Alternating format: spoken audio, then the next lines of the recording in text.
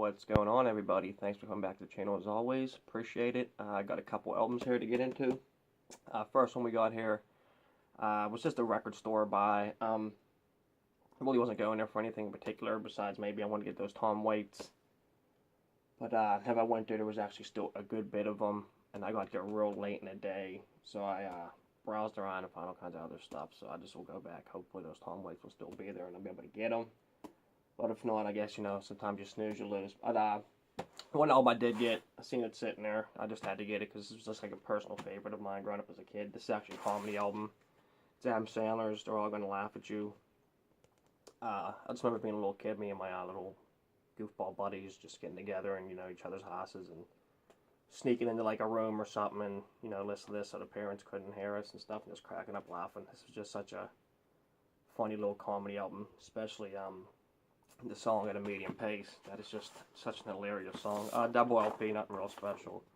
Little insert here of Adam Sandler, and then some of the lyrics of some of the songs on there, like medium pace and Thanksgiving song and stuff like that. But yeah, just a fun little find. Like I said, I always enjoyed this since I was a kid and listened to this. I'd like to get his second one too, if it ever comes out on vinyl as well. Those two comedy albums were just real good, real funny. Alright, let's move on to some music here. First one we picked up here, this was just, I picked this up on a random buy. I just been really digging a lot of stuff that's been coming out on Twin Earth Records. It's coming to the point where it's almost like 20 bucks spin for me, where I just like see something on that label, and even if I don't not familiar with the band or the album or whatever, I just sometimes pick it up if the price is good, because it seemed like they don't let me down. So seeing this was on Twin Earth Records and I picked this up. This is Burn the Insects with Droid Intelligence. Burn the Insects with Droid Intelligence. Again, Twin Earth Records. This came out in 2015. Pretty sure this band comes from Arizona, I want to say. This is a father and son duo. Let's pull this out here. Here we go. Father and son duo there. Other side lyrics. Not many lyrics, as far as each track goes. They're pretty short as far as like the lyrics and the tracks. Not much going on there. But the good thing about this album is this is very heavy Alice in Chains feel. Especially the vocal work. A lot of Lane Staley going on in this. For any guys fan of some Lane. Not as much in the mix, the more I'd say more pushed down into the mix, but they still sound real good. Guitar fuzz on this is just awesome. Very enjoyable tracks. Every track on here is just a real fun, almost like up-tempo, in your face little jammer. So any of these guys like that. Again, Alice in Chains feel. Apparently two of these guys invented, they said, some type of new musical genre. It's called doom pop. Don't let that scare you off. Whenever you hear this, you might understand what's going on whenever I say that, even though it's not really, if you will, your traditional pop music. It's still more in that doom-laden sound. But yeah, definitely check these guys out if you're in Alice in Chains. That's the best thing I can say. I mean, this is a killer album that I stumbled upon. These guys put out here. So Burn the Insects, Droid Intelligence. Again, Twin Earth Records. Definitely check it out if you're into some Alice in Chains, excuse me, sound and stuff. Alright, this next one, this is the Necromancers, Servants of the Salem Girl. This is some doomy, up-tempo, cult rock type stuff with lots of heavy metal influences, if you will, all throughout this album. This band, I'm pretty sure, comes from France. This came out last year in 2017 on Ripple Music. Front, back. I've been like real heavy into just like cult rock, psychedelic rock stuff recently, so I remember this album just being talked about as being real good, being one of the better debut albums that popped out last year. So I've seen a copy of this, I sucked this up. This is definitely a killer house album if you're looking to get into some occult rock sound and stuff. The first track, Salem Girl Part 1, is amazing. The guitar comes in on us towards the end, especially the soloing, has like almost a little Iron Maiden-ish feel to it. I'd say that's when a nice little heavy metal vibe comes in. Probably the heaviest, or I shouldn't say heaviest, I should probably say the darkest track will probably be Black Marble House on this. But this band overall, just good, killer, up-tempo, rock. Again, cult rock, I'd say, vibe to this band for sure.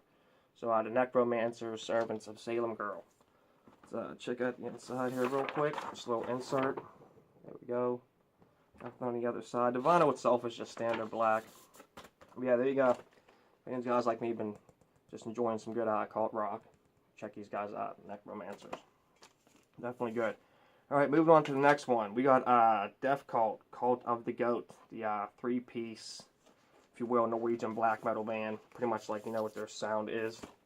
It's nice Norwegian black metal. There we go. Front, back. I think this is a gatefold. Yes, it is. There we go. There we go. I don't know if you can see like the bass player there, but it's the bass player from what's his name? Haste or Hoist. His name is from Take Talk. However, band's pronounced Take, I believe. This is just a real fun album. Again, if you're into that traditional Norwegian black metal, you should have no problem digging this. The other thing that's cool about this with the gatefold, I don't know, just noticed this now, it's got just a book inside with the lyrics and stuff. So it's actually connected to the inside. You can read it like a book as you're jamming out. Catchy ass tracks. Vinyl itself is just standard black.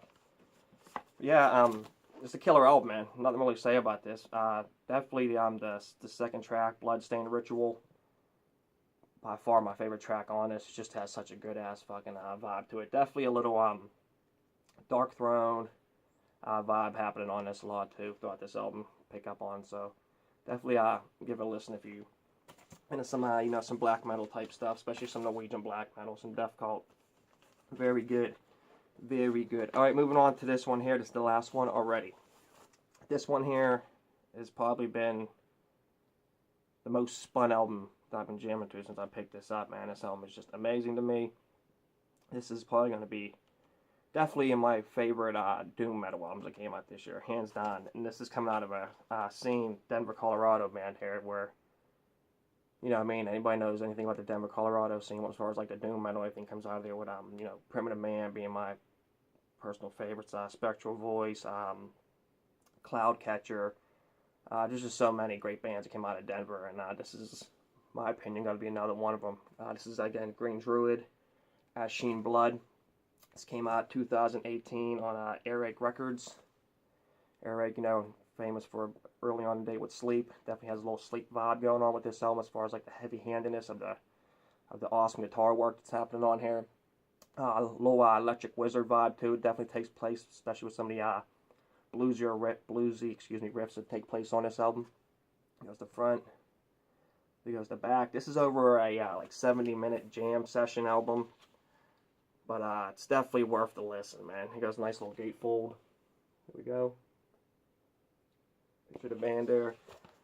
Double LP. It's just standard black. Comes with a little insert here. There we go.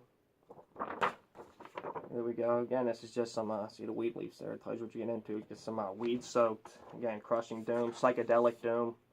Definitely taking place on this.